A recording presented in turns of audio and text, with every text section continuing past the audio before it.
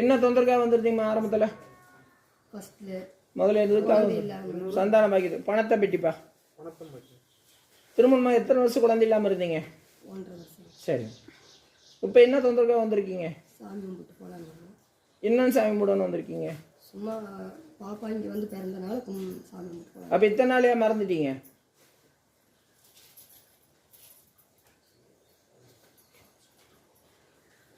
வர முடியல. அப்புறம் இன்னைக்கு எப்படி வர முடிஞ்சதுங்க? இன்னைக்கு போகலான்னு சொல்லி வந்தோம். சரி. இப்போ என்ன தொந்தரவுங்க?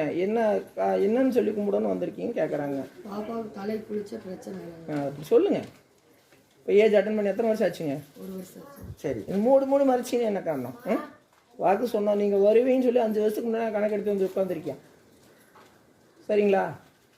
ஆனால் அந்த குழந்தைக்கு ஏற்பட்டு 1.5 வருஷம் ஆச்சு. உண்மையாக போய்ங்களா? நீங்கள் எத்தனையோ ஆஸ்பத்திரி போயிட்டீங்க, இன்னும் சரியாகலை. உண்மையாக போய்ங்களா?